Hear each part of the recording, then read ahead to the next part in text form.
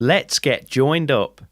Today's show is brought to you by Audible, and right now you can get a free audiobook download and 30-day free trial at audibletrial.com/joined-up.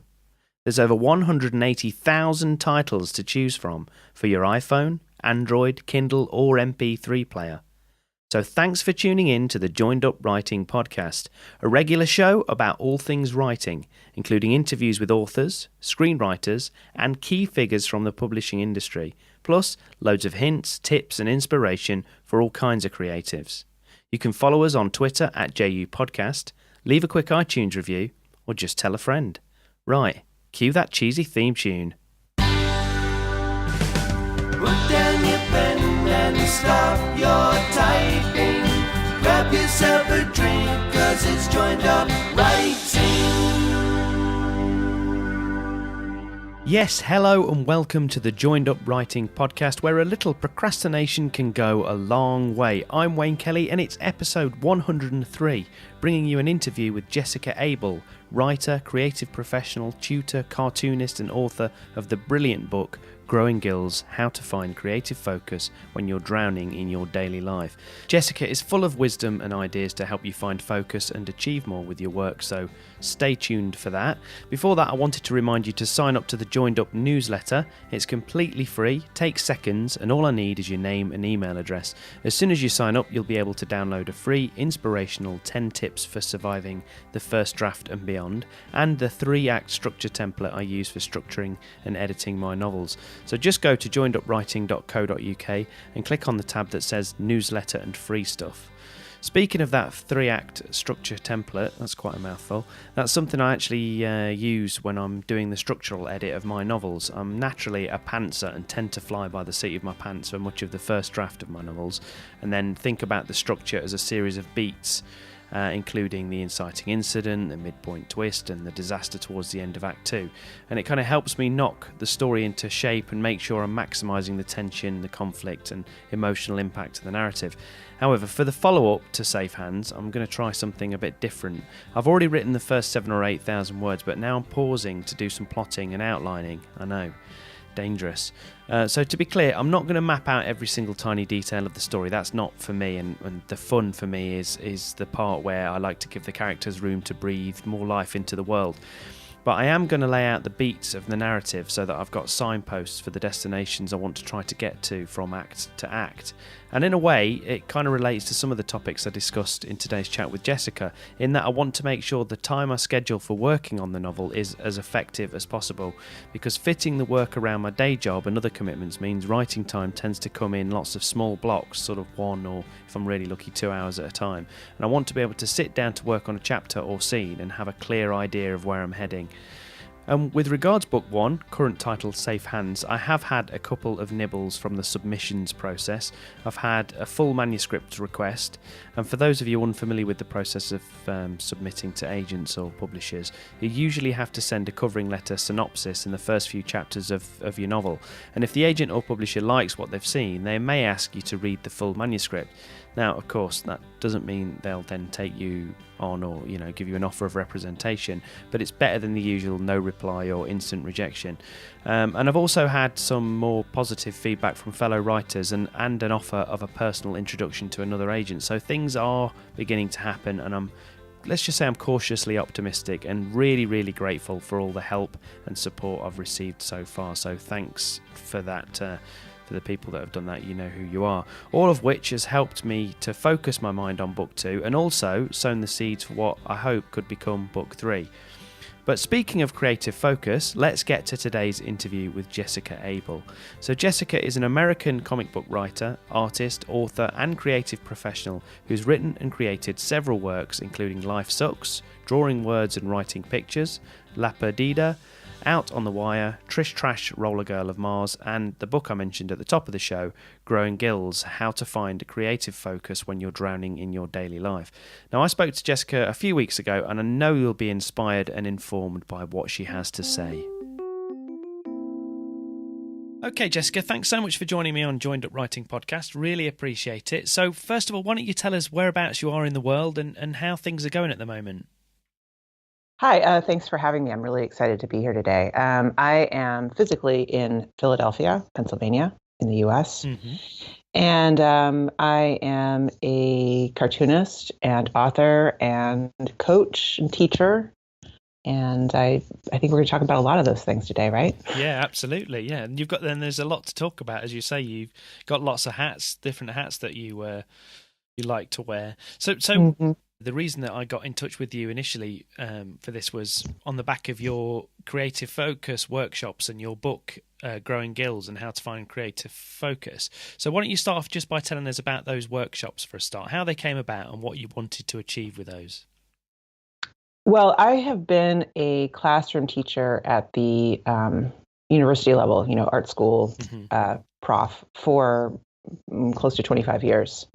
And so I have this long background in teaching and sort of, being in the classroom and also just helping students kind of put their lives together as creative people. Like, how do you structure your workday? How do you make sure things get done? And um, it wasn't initially an explicit focus for me, but over time, I realized that is a really huge piece of what you have to figure out when you're in your late teens and early 20s and trying to make that transition.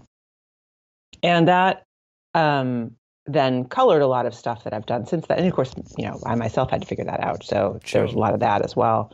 Hmm. And then, in the last, I don't know, 5 years or so, I finished my book, Out on the Wire, which is a graphic documentary, shall we say. It's Hmm. not a novel, but like Yeah, a graphic yeah. novel about how the best radio and podcast producers of narrative audio in the US, how they do what they do, how do they construct narrative.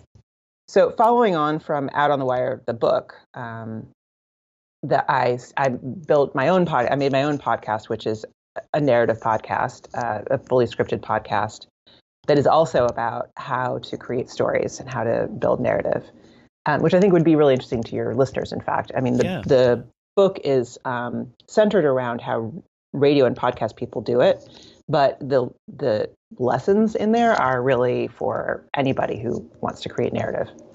And very much so with the podcast, I wanted to make that clear. I Hmm. wanted to expand the purview of what I was talking about outside of just audio.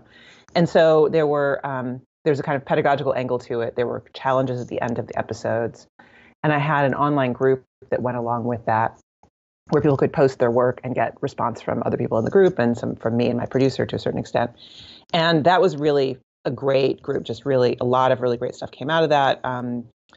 Excellent work and lots of people making big strides. So that was really fun. And I was thinking at the time about what I wanted to do professionally, aside from working on the book that I just finished recently, Trish Trash, Rollergirl of Mars, which is my sci-fi fiction Yeah, comic. yeah.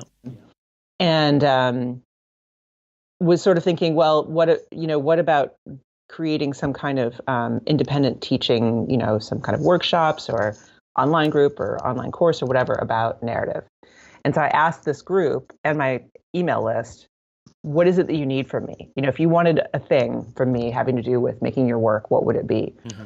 And what I really was looking for and expecting was stuff about, oh, well, storytelling structure and how do you lay out, how do you build characters and Sure, yeah. this kind of stuff. But what I got back was this like cry for help of, I can't get my work done. I am, procrastinating all the time. I don't know how to focus on this stuff. I don't know how to make it happen. And I just thought, well, I know about this. I can help with this. This is something that I do all the time and have to Hmm. face myself all the time. Um, so that was the origin of it, in a concrete way. And I formed a small pilot group from my email list and especially from the Out on the Wire working group, and did a sort of pilot version of the course in the end of 2015, I guess. And then that course kind of style evolved really into a group coaching program with various tiers of involvement, and that's where it's at now. So it's a 5-week course / group coaching program, and then there's sort of another 6-week add-on for more group coaching and accountability. As you say, it's great. I mean, and I suspect it's very rewarding as well. If you're coming from a teaching background anyway, that's kind of what you kind of gravitate towards, is it? Yeah, it was very natural for me to move straight from doing, teach. I mean, I still teach in a classroom, but teaching in classroom and doing my own work to trying to develop online courses for people who are not enrolled in school. It's not for students. Sure. And it's really for mid-career professionals. That's my main sort of focus point. Yeah, so that was a natural thing for me to do. And I've sort of gone backwards from there, and I'm now working, starting to do more in individual coaching, one-to-one coaching. Most people do it the other way around. They start with coaching and then they build a course to sort of expand out. But, I went the other way because it was really kind of a natural thing for me to do. It was organic, yeah. Yeah, and I didn't really think about it at the time. And then looking back, I'm like, oh, that actually is unusual that I feel so comfortable with the teaching piece of this.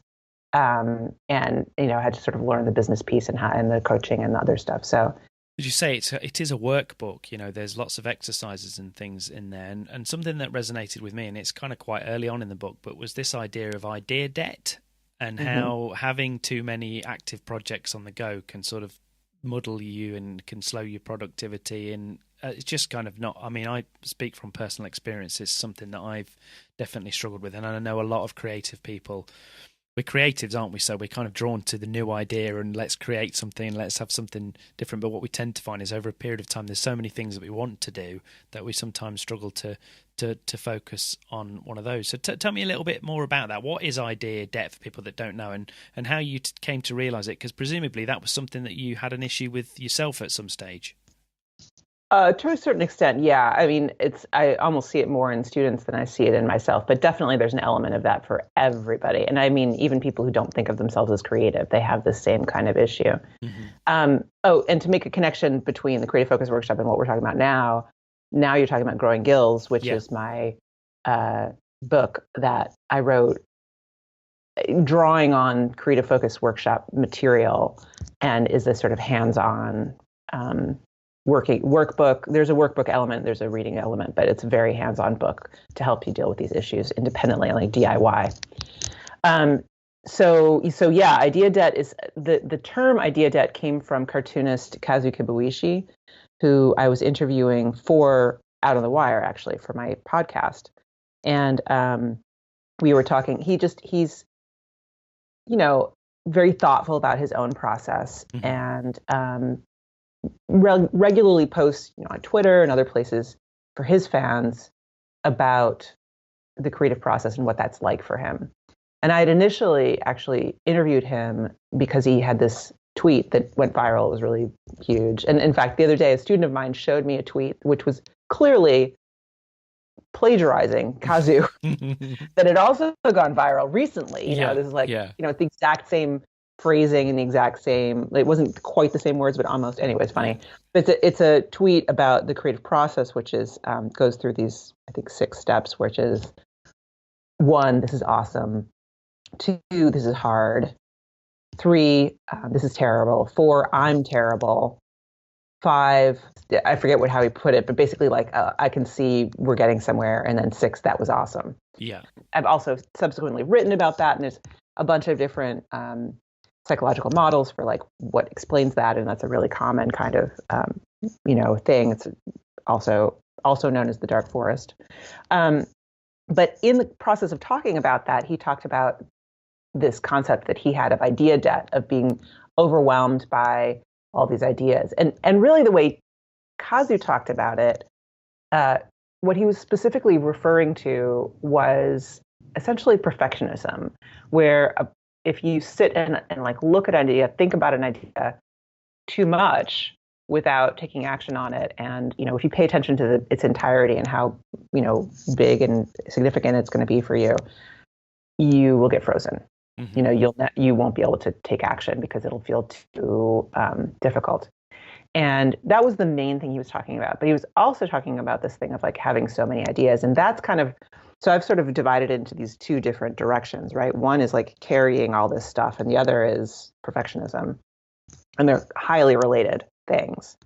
And so for me, it's not that I have all these things I'm trying to work on all the time. It certainly happens, but that what I've realized, and it's so hard to implement this. It's so hard to do it. But what I've realized over time is that working on one thing at a time, it doesn't mean throwing everything else away, but like choosing one thing, consciously choosing, and consciously choosing. This is even more important, to say no to all the other stuff and just not, no, I'm not going to work on that in the next, month, 3 months, year. Like Yeah. I'm not going to touch that thing. Yeah. So hard to do, but it's incredibly effective in not just getting the work done, because I mean, I do teach productivity, but I try not to focus on productivity, because just making for the sake of making is dumb. Yeah. Like I want people to be making the right thing and, finding focus on what is important to them and what really will move the needle for them creatively or professionally or whatever. So it's really more prioritization. But this is all prioritization, what we're talking about right now. If you prioritize the right thing, you prioritize something that you really are committed to, and you face the difficulties in it. You don't get distracted by shiny objects or green grass or whatever you want to call it, of all the other things that come up when you're, in that really sticky, difficult process. The work will be better. It'll be deeper. It'll happen faster. And in fact, all the work will happen faster, because when you're working on one thing repeatedly, multiple times a week, that's what your brain is chugging away at in the background when you're sleeping or when you're at work or when you're on the train or whatever it is. And your ability to handle all the complexity that you are producing by making this work is, exponentially increased by having that focus. But you have to be ready to continually say, like, oh yeah, this other thing sounds like a great opportunity, and no, I'm not going to do that. Yeah. And that's the hardest piece. And is that something that you personally, is that something that you still continue to battle with? Yeah, of course. Because especially like when you are producing work and it's going out in the world, stuff comes back to you as opportunities all the time. Sure. And that's one of the great things about making work, is you put it out there and it starts making relationships for you, kind of with other people and with readers, with colleagues, whatever. And you get known for that thing, and that then brings responses back. And so you have to be ready to choose to keep focusing on that, or say like, no, I'm done with that. I'm not going to do that anymore. And I'm not going to answer this. I'm going to answer, but I'm not going to take up this opportunity to speak about this, or to do an interview, or to write an article, or to whatever, because what's more important to me is to do this thing. Yeah, I think the example that you give in Growing Gills is, because you just mentioned before, I think Trish Trash, wasn't it? Your sci-fi comic that you were working on, and I think that was the example that you were talking about at the time, or something along those lines, that had been kind of in the background for a long time.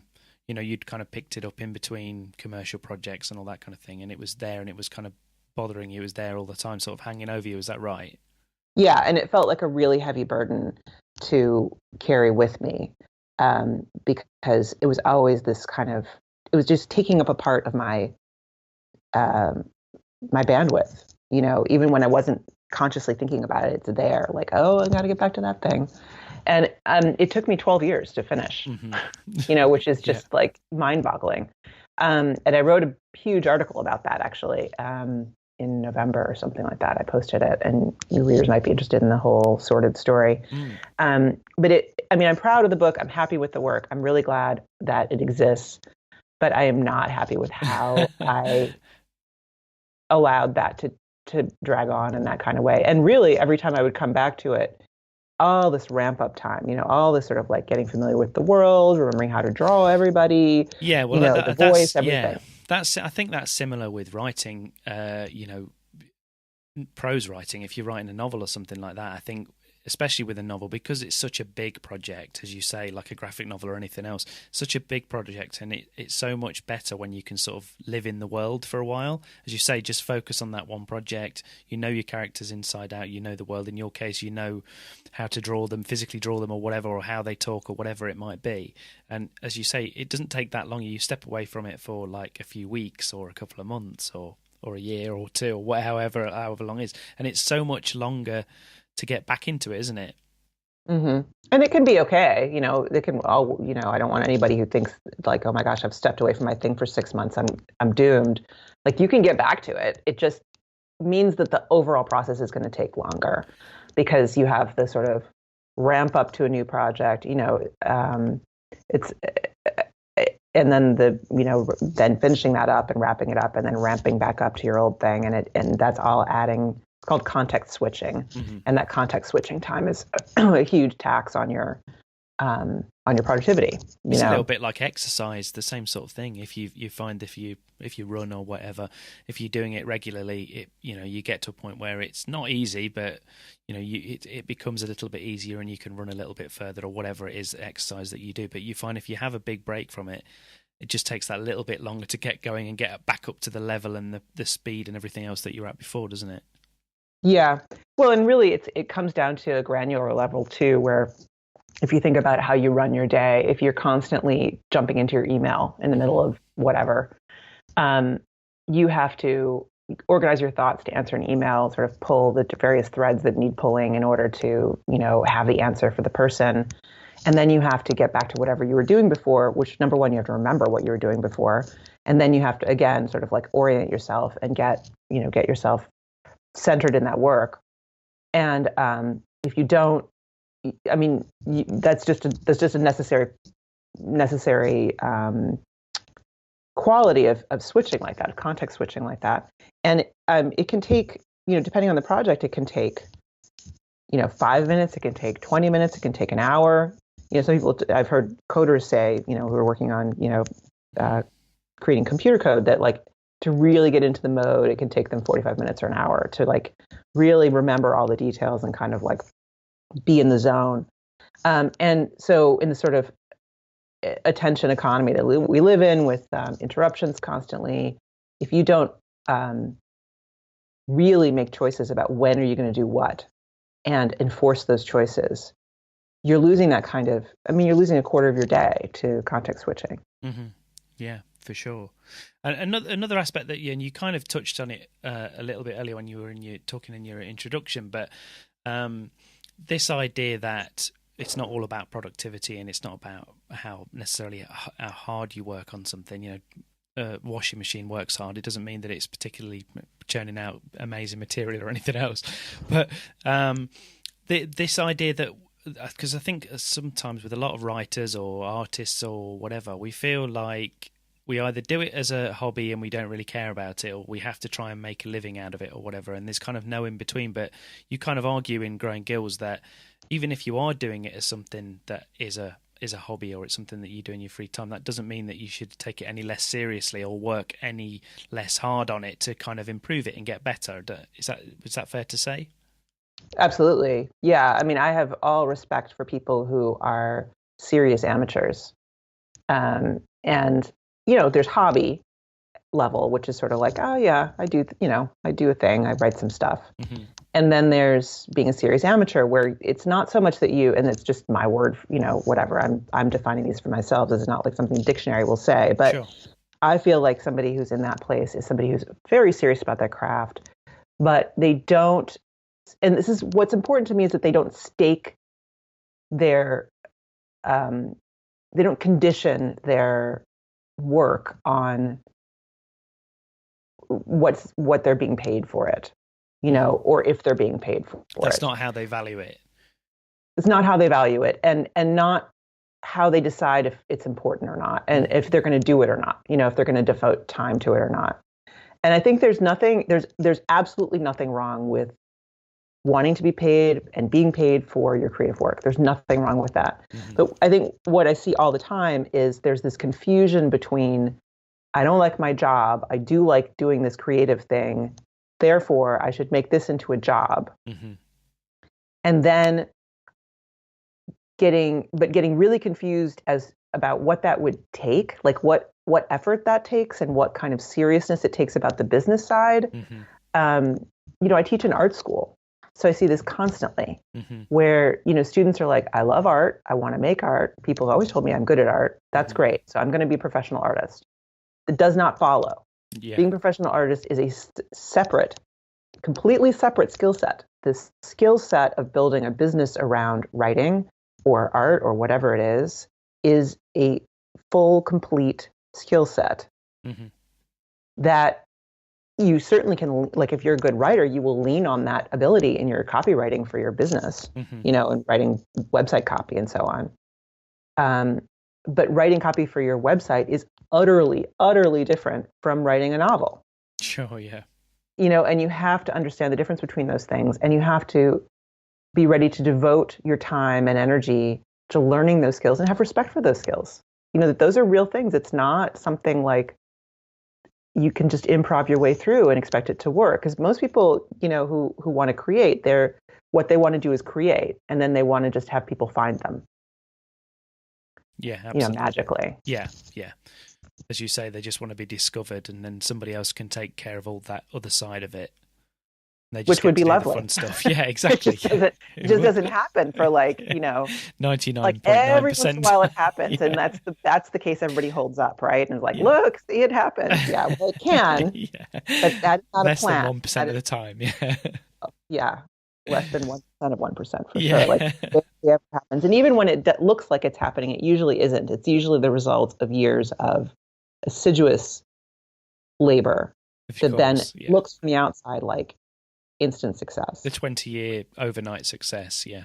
That kind of thing. So I don't, basically I want to encourage people to take their creative work seriously, own it, feel in charge of it, feel like they have every right to be this person, and that just because you're not making a bunch of money off of your writing does not mean you're not a writer. You are a writer. You are an author. It doesn't. That's the flip side of this, is like if you condition your identity as a serious creative on money, you're going to feel, the self-doubt all the time. Yeah, a little bit disillusioned, yeah. You're going to feel like you don't have a right to do and be what you actually are doing and being. It's about making your own goals and deciding specifically how you want to define your success. I mean, for some people, they do. That's how they define their success. They want to make X amount of money from a particular thing or whatever. But it's not always about that. It could be about the quality of the project, or you want to make the best comic or whatever it is that you're doing at the time. Right. And again, I don't want to say, I absolutely do believe that it's fine to want to make money with your creative work. It's just that you have to recognize that it's actually a project, and that it's a separate project from making the work, and that you need to sort of give it its due. And if you don't give it its due, don't expect something magically to happen and then say, well, it didn't magically happen and therefore I suck. Like that's basically the message, is don't, make those things all become one big messy lump. Sure. So tell us a little bit about your own creative journey. What are your earliest sort of creative memories, and what was your original creative passion? Was it the art? Was it the drawing? I think it all kind of evolved together for me. I was a sort of generically creative kid, like I think a lot of kids are. I definitely liked drawing and was thought of as good at it, liked art class, but I didn't identify as an artist particularly, or a writer, when I was a kid. And started making comics when I was in college. Really liked reading comics, and I started doing it as a result of finding certain comics that had close, like Love and Rockets, for example, that had characters who were more like me. I could identify with the characters, and I thought, I felt like that built a bridge for me to want to do it as opposed to just reading. And I started doing it, but I was in school for English, I was a literature major, and started self-publishing comics after I graduated, and then eventually started, just kind of kept doing it, basically. Like just kind of it just kept happening. Yeah, it just kept happening. And with teaching, for example, like I started teaching because I was working in an art school, and the faculty knew me and knew my work, and one of them asked me if I would teach a class, and so I did. And so things evolved along these lines, and it really wasn't until I was probably in my 30s,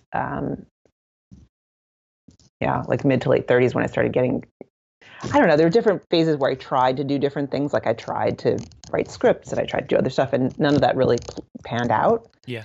Um, Trying to be more intentional about my choices and my direction, in some ways without the kind of tools that I have now or the kind of tools that I teach now, that I think really helps me a lot, to focus on one thing and stick with it and see it through. So, yeah. What on the back of that, what obviously, as you say, you've learned from experience, like we all do, but you tried lots of different things and you found what works for you and what doesn't work for you. So what were some of the things, again, they're going to become things that come up in the book, Growing Gills. What were some of the other things that you kind of found or you learned over the years, or you found, that's a struggle, I need to find a new way to do that or to think about that differently? Or because presumably a lot of it, for all of us, it comes from failure, doesn't it? Or not failure, but trying something and not quite working out how you want it to work out. So what sorts of lessons do you think you learned along the way? Well, I mean, lots. And a lot of them have come from students, from students in classrooms and also from students in the Creative Focus workshop, like when it comes to this kind of stuff. But just an example that is not from those sources is when I was, I don't know, in the mid-aughts, so like 2006, 2007 or something like that. I had my book La Perdida came out, and it was, reasonably successful. And, I was doing book tours and, got some foreign translations, was doing a lot of traveling, and like a lot of stuff going on. And I was working on at least 2 or 3 other projects because I had not yet learned that lesson. And they were, totally overwhelming, had all this, and I was teaching, not full time, but several times a week. My life was just, insanely busy. And I just felt, in this kind of tizzy all the time with like all the things, all the to-do list and trying to keep track of all this stuff. And I would make lists and all this stuff. And I didn't know what to do, like how to manage any of that stuff. And I was reading an old blog called 43 Folders. I forget why. I discovered it through something or other. And that was based on Getting Things Done, the book by David Allen, which I read back then and did. So implemented Getting Things Done, implemented the sort of the way that he does a kind of, I forget what he calls it, but I call it a stuff audit, like where you go around your house and you like look at all your stuff and all in your tabs and your browser and like everything. Yeah. And you identify all your open loops and you figure out what you want to do about them. Do you want to do them, delete them, delegate them, that kind of thing. So I did that, and just, it was a very preliminary step in creating a system for myself, because since then I've done a whole bunch of other stuff that makes that work better, and do less of the, one of the things I do not recommend is to have all of your to-dos in one place in one list, so you can always feel like a loser. I immediately felt, or almost immediately felt, like an incredible lessening of like day-to-day anxiety, and slept better because like I didn't have to juggle everything in my head. I didn't have to keep the revelation that I should put it all in one place in a system was huge for me, because it meant that I didn't have to constantly go right, and that other thing, and I got to call try to remember all the stuff. Yeah. So that was a huge step. So skipping several things in between, a more recent step was to say, oh, you know what? I shouldn't actually look at all these to-dos all the time, because they are making me feel like I suck. And, that every day I fail. Because you never get to the end of that great big long list. Right. And so more and more what I do is I try to deciding conscious decision is at the core of everything I'm teaching. You decide what project you're going to work on. You decide if you want to be a professional. You decide, all those kinds of things, right? Thinking about it, considering the options, and deciding, not letting things just happen automatically. That is the key. So in terms of your lists, breaking out projects in the way I teach, and it's similar to the way Getting Things Done system teaches, projects that contain lots of different tasks. Taking that thing and saying, am I going to actually do this? Like ever? If no, actually I've had this on for 8 years, so I'm just going to delete that one, delete the entire project, and you feel super weird, but it's so freeing. Or I can say, all right, I need to archive this whole thing in case I need to come back to it at some point. In case I have to do this, but or I'm taking it off the list. Yeah, I take it off the list and I put it into like a note-taking app. So I use Evernote, and I'm starting to use Notion, and I'll just create a note and like stick it in there. I never have to look at it again. It's not staring me in the face. But if I have to find the data, it's there. And so that's 2 little bits to it. And then the third piece is like on my daily list, I've gotten closer to my ultimate goal of refusing to put more items on my list than I can finish in a day. Yeah.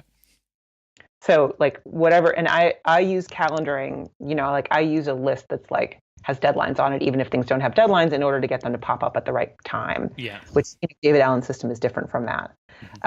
But I actually use that. I like put dates on things, even if they're not on my literal calendar, but they're like on a list for the day.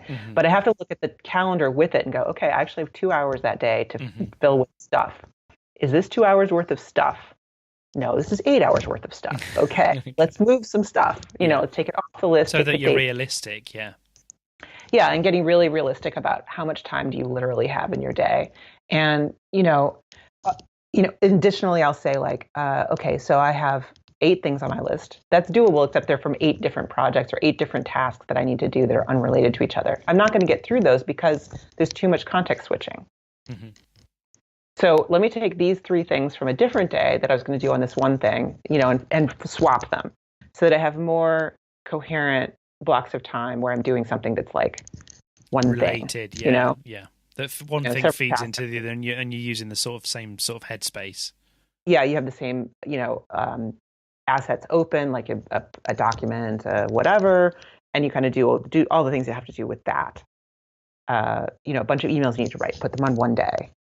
A bunch of or emails having to do with one project, put them in one, half an hour slot. Whatever it is, like grouping things together so that like is with like really leverages your attention in a way that is not something that in a native way we're like, oh, this needs to go on this week, so I'll put it on Thursday.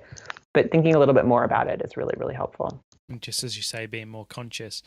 And obviously you have learned so much through the journey, and also through some of the things that you've actually produced. Well, all of the things that you've produced. I think there's been an element of learning involved in it, and as you say, part of that probably comes from the fact that you teach, but also you probably natural curiosity. The way that I originally found your work was through Out on the Wire, let's call it a non-fiction comic, shall we?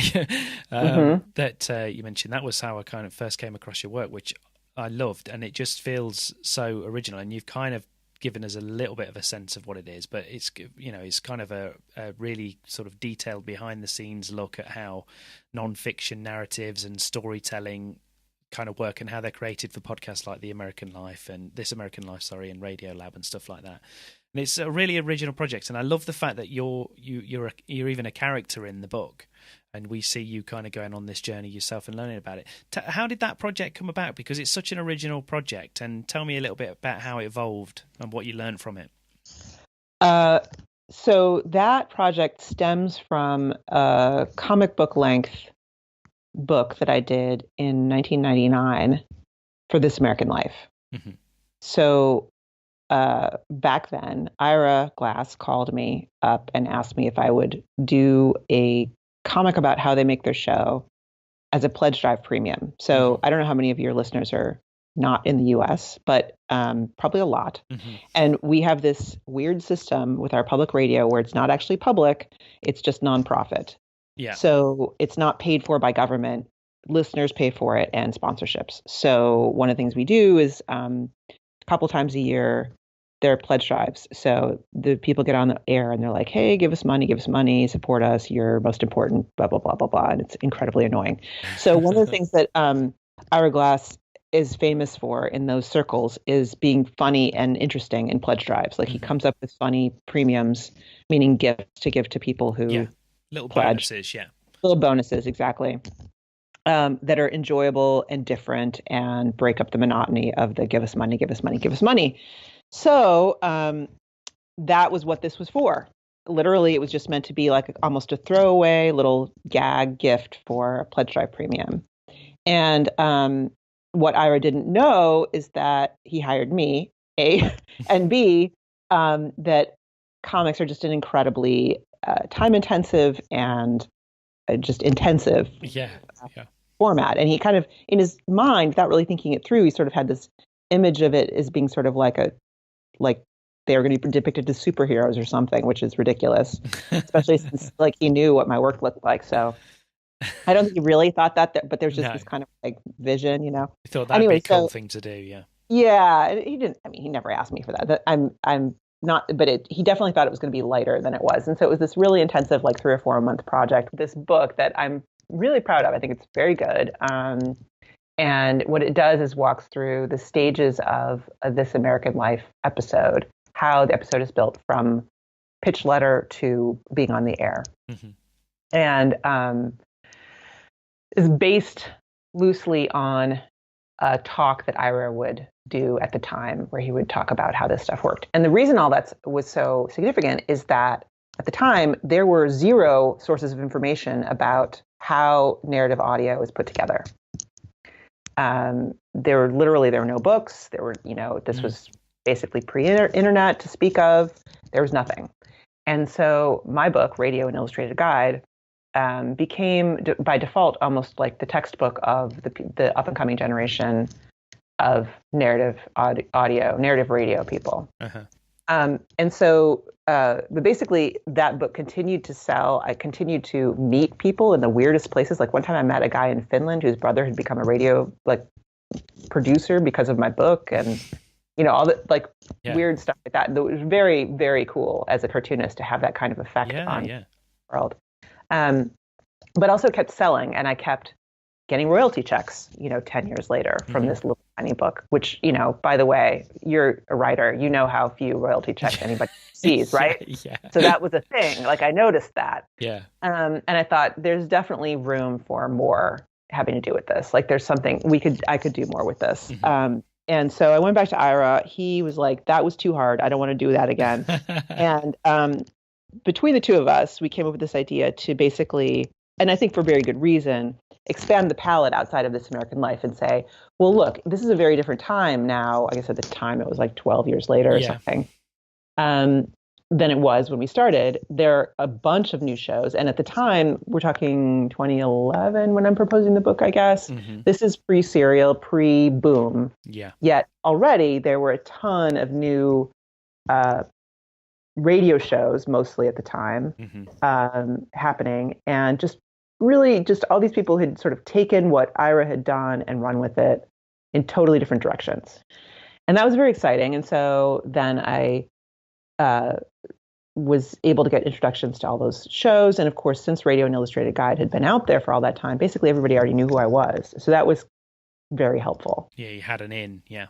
Yeah, I mean, people like, oh yeah, Jessica Abel, of course I'll talk to her. It was easy. So that was the easy part. Then I had to actually make the book. That was not easy. I was going to say it doesn't strike me as it'd be an easy book to write. No, it is. Yeah, it's. Well, you try. You sort of. Well, not try. You succeed. You kind of try to mirror the various narrative threads and things in the way, and at one point you talk about literally being sort of lost in the woods and all that kind of stuff. But yeah, I can imagine it was a really big undertaking. So how long would you say it took to put the book together from start to finish? It was about 3 years, which was basically faster than I've ever done anything book wise. I had a good contract, a good editor who was very involved. And I was on a residency. So all of those things came together to make it possible to do that. Basically, it was a year of research and prep, a year of writing, and a year of drawing. And the drawing was way faster than I was comfortable with. I had my husband, who's also a cartoonist, draw backgrounds. I had, interns helping me composite stuff. We were, cranking that out. Yeah, all hands to the pump. So, obviously, I would encourage people to get the book because it's brilliant, and as you say, it's fascinating and it's complex, and there's lots of different things going on in it. And I'm not asking you to sum it up in a couple of sentences, but for you, that journey that you went on and all those different interviews, was there kind of a theme, or were there a couple of things that you kind of learned from it? Because I did get the sense that you were learning a lot as you did it about that kind of non-fiction storytelling. What were some of the main sort of lessons that you picked out of that, would you say? Well, I would say that is actually the subject of the book. Like, read the chapter titles and you will know what the main lessons were, because that's what the book is. Well, let me put it another way. When you started that project to when you finished it, were there things in there that you were surprised about, or you know, about the process? Did you think, oh no, this is pretty much what I expected it to be? I mean, I appreciate that you'd already made the Radio and Illustrated guide, but you know, what sort of things were there, in terms of a journey for yourself, a personal journey, and all these different interviews and things that you were doing? Were there things that in there that surprised you, or that you learned about the kind of process in general, and about how those programs are made? Yes, I was not surprised overall by the process, but there were certain things that definitely jumped out at me. And I think the most significant of those was the edit. And when I had visited This American Life in 1998 to do Radio and Illustrated Guide, there were only 4 people there, four producers on staff. And I never saw them all 4 sitting in a room assessing somebody's work, you know, so when I say the edit, that is a style of group editing. So maybe This American Life and or other people started developing this thing where basically, like, the entire staff sits in a room and listens to the work in progress at various stages and, like, jumps on it, you know, pulls it apart, tries to, you know, remake it completely. Yeah. I did not sit in on an edit at This American Life, but apparently they all literally had the script up on Google Docs on laptops, like everybody in the room, like maybe 8 people. And they're all typing at the same time. Right. You know, so this is no joke. Like, this is a very, very, like, every step of the way, there is editorial and collaborative work going on. And frequently the person who's the main producer will go off, produce writing or audio or whatever, bring that back to the group and get it assessed again in groups of, say, 3 to 12. You know, I was sitting in on edits at Snap Judgment where there were 12 people in the room. Mm-hmm. And it's like, it's insanely intense. And I suppose as somebody like yourself that was used to working predominantly on your own, I should imagine that was kind of quite an eye-opener, was it? It was, and I didn't put it together right away because I was like, is this new? What is this thing? And then I realized it was kind of all around me. You know, people were all doing it. Yeah. And it was, you know, it's a little bit like when you're in a writing workshop and, you know, you read something to 12 people and you get feedback. Like a critique group, yeah. Like a critique group, but it's way more, it's faster and more intense and more invasive, you know? Sure. But also produces amazing work. You know, these people are so good at what they do. Mm-hmm. You know, they'll be able to listen to a story once and then in their heads restructure it and turn it all around and then recite the differences to you. Yeah, it's sort of like a real skill, as you say. Yeah, it's amazing. And what I learned from that is, you know, obviously I do not have that at my disposal in my situation, mm-hmm. but some of the elements of it are out loud, and sometimes, although not always, recorded. So you record the conversation. Yeah. And just this, an openness at all stages of the process, you know, not just when you think you have something totally polished, but like all the way through. And so I kind of developed a process that, and I've always wanted that. Like, I always wanted to talk to people about what's going on in my work and try to work it out mm-hmm. verbally, like, for years. And a lot of times it's really hard to find anybody to do that or to define what it is and whatever. So I sort of formalized that into what I call a focus session. And I wrote it up on my blog as a sort of, you know, here's what it is mm-hmm. kind of thing, which I recommend to anybody who's stuck. Like, it's so helpful. And the person who you're talking to doesn't have to be an expert at all in what you're doing. They just have to be a really good attentive listener, who sort of cares about you getting it right, essentially. And you're going to do most of the talking anyway. The other person's not going to talk much. And basically you just talk your way through the problem and you record it so that when you say that thing, like you have this insight and you're like, oh, but this, and then you say it, you don't lose it. Sure. Sure. And you can re-listen to it. And when you re-listen to it, you get sort of a second layer of connections and thoughts that come with it. Because you can probably also gauge the reaction by listening back to the recording. You can gauge the reaction of the person that you were explaining it to or expressing it to as well, and get a sense of how it landed, probably. Yes, but also I'm not necessarily talking about reading finished work. I'm talking about like talk through a problem with a character or like a transition or something like that. And that often when you're at the beginning of that conversation, you don't know yet where you're going. Mm-hmm. And then when you get to the end of the conversation, you kind of have an idea. If you go back to the beginning, you said some stuff that was useful, seen through that lens. Yeah. And so that's a really useful tip. So as you say, it's talking it through, but it's and for you, it doesn't necessarily have to be an expert or a peer or whatever in your group. It can just be somebody that's interesting and that's willing to listen. Yeah, I mean, somebody has to, buy them coffee, say, 45 minutes, just like sit down with me and I need to talk this out. I just have to talk it out. Because when you talk, you access a different part of your brain. That's a really good tip. So obviously you've got so much stuff that we could talk about, and you've got so much stuff that's already out into the world. So give us a sense of I think you touched on it at the beginning, but just give us a sense of what your next project is, what you've got upcoming, and then tell us where people can find out more information and get hold of some more of these different things that we've talked about. Okay.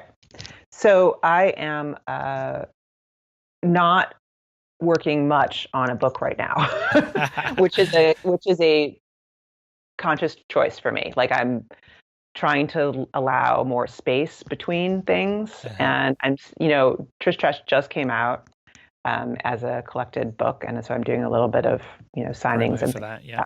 Yeah. And what I'm thinking about might be next is a book about scarcity and essentially about burnout. Mm-hmm. What causes burnout? How can you escape burnout? And why does it matter? There's a book that I read called Scarcity that just totally blew my mind in terms of thinking about the way we as creatives try to load ourselves up with more and more and more stuff, thinking that's going to be the solution when it's totally not the solution. It's not going to work. So trying to think about what that looks like and how can I help translate that into terms that make sense to people and they can actually use. So that's what I'm thinking about next. Yeah, it sounds great. Well, obviously taking your own advice on that as well and taking some actual time to think about it. Mm-hmm. Yeah. which is good. Which is good. So yeah. And you've obviously referred to lots of blog posts and things. So tell people where they can find your website as well, and I'll put the links in the show notes when the show goes out. Right. So my blog is, my website is easy to find. It's jessicaabel.com, and you can find my books there, and you can find my blog there. You can sign up for my newsletter there if you like. And if you are somebody who is, ready to stop grinding and start carving out deep focus to finish stuff and launch it and, make sure you're making your most important work, then you can find me. Absolutely. Well, I recommend Growing Gills, How to Find Creative Focus When You're Drowning in Your Daily Life. It's a great book. It's really, really useful. But for now, Jessica, thanks a million. So thanks so much for coming on the show. It's been great to talk to you. Thanks so much.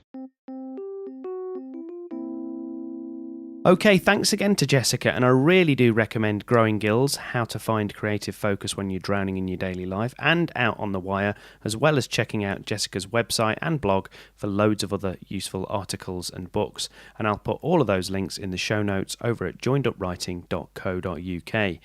That wraps things up for another week, but don't forget you can find the entire back catalogue of interviews on the website.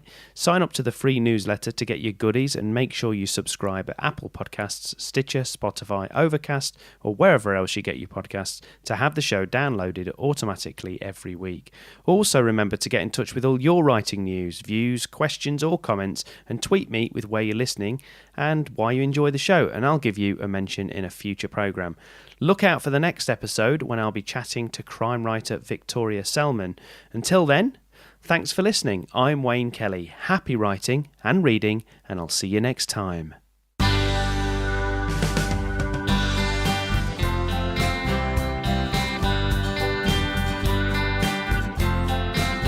joined up writing.